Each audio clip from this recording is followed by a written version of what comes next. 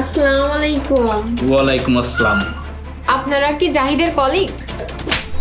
এই, তোর কত বড় সাহস যে তুই মালিকের নাম ধরে ডাকছিস? আসলে আপনারা আমাকে ভুল বুঝতেছেন। কি ভুল বুঝেছি? তুই তো একটা কাজের লোক, ফকিন্নির বাচ্চা। মালিকের নাম ধরে কেউ এভাবে ডাকে? দেখো, কাজের মেয়ে হয়ে কি ঢং ধরেছে, হেজাব পরেছে, আবার বোরকা পরেছে। বাহ বাহ বাহ, কি ভালো। আজকালকার কাজের মেয়েরা বোরকা পরে কাজ করে। আচ্ছা, আপনারা ভিতরে যান। অনেকদিন পরে বাসায় আসলাম। আচ্ছা, আপনারা বসেন, আমি জাহিদকে ডেকে দিচ্ছি।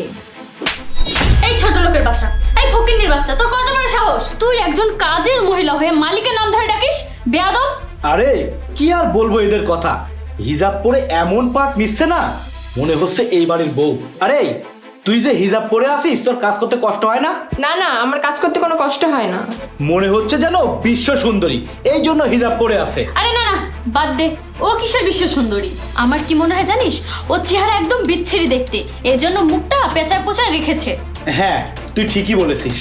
আপনারা এসব কি কথাবার্তা বলছেন? শোনেন, আমি একজন মুসলমান, আর মুসলমান মেয়ে হিসেবে পর্দা করা ফরজ। এতে আল্লাহ খুশি হন।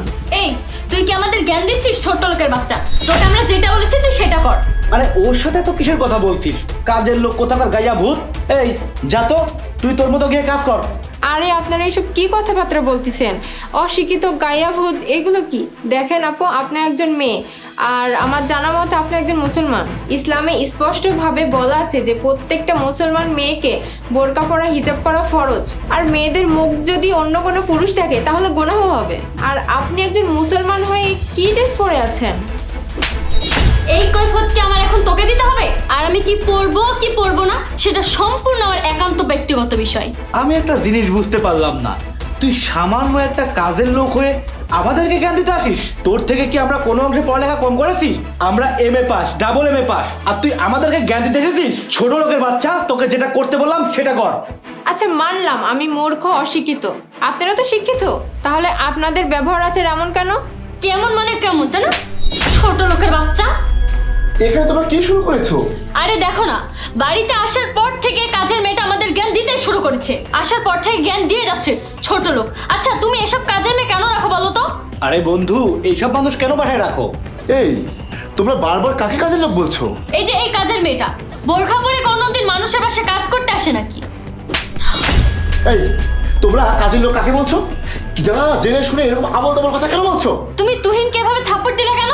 একটা কাজের লোকের জন্য তুমি আমাকে থাপ্পড় মারলে কেন? আমি তো কিছু বুঝলাম না। ও কাজের লোক নয়, তাহলে ওকে? ও আমার স্ত্রী। কি বলছো তুমি এগুলো? কি বলছি মানে? একজন মেয়ে পর্দা করে, বোরকা পরে, আর হিসাব করলে সে কি গ্রামের মেয়ে হয়ে যায়, খ্যাত হয়ে যায়? কি এটা সত্যি তোমার স্ত্রী? অশিক্ষিত মেয়ে, কিছু বোঝে না শোনে না, তাই তো? আচ্ছা যাই হোক, তোমরা আমার বাসায় কেন এসেছো? আমরা তোমার বাসায় এসেছিলাম তোমার বউ দেখার জন্য। এটা যে তোমার বউ আমরা জানতাম না। আসলে আজকে না তোমাদের সাথে কথা বলার রুচিটা না আমার আজকে উঠে গেল। তোমরা আসলে মানুষ নামের কলঙ্ক। তো তুমি আমাদের আগে বলবে না যে তোমার বউ এভাবে পর্দা করে? এই, চুপ থাকো তুমি।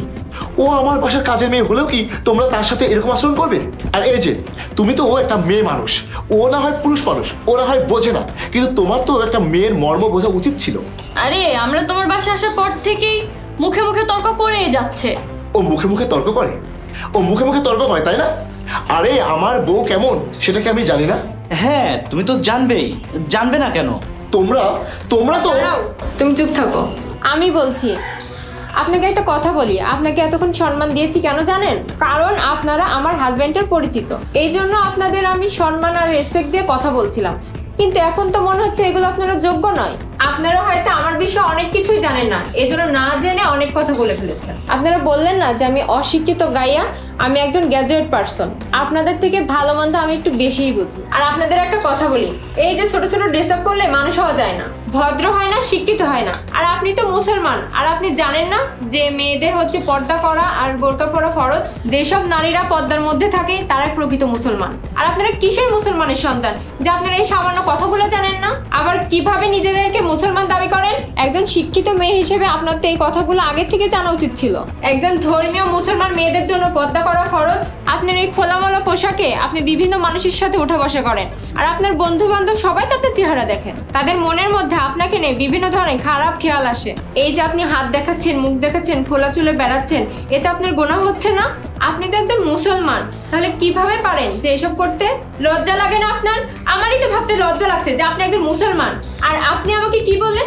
আমি পর্দা করেছি বলে আমি গ্রামের গাইয়া ভূত, অশিক্ষিত, আরো কত কিছু।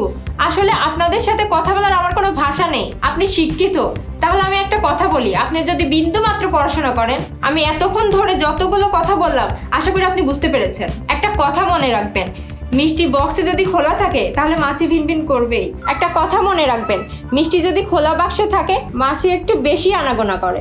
আশা করি আমার কথাগুলো আপনারা বুঝতে পেরেছেন। আমার আর কিছু বলার নেই। ওদেরকে আর কিছু বলে লাভ নেই, ওরা শিক্ষিত রূপে অশিক্ষিত মানুষ। আর শোনো, তোমাদের মতো বন্ধু থেকে না আমার আর কোনো প্রয়োজন নেই। এক্ষুনি তোমরা আমার বাসা থেকে বের হয়ে যাও, তোমরা আর কোনোদিন আমার বাসায় আসবে না, বুঝতে পেরেছ? সরি, ওদের কথায় তুমি কিছু মনে করো না। না, ঠিক আছে।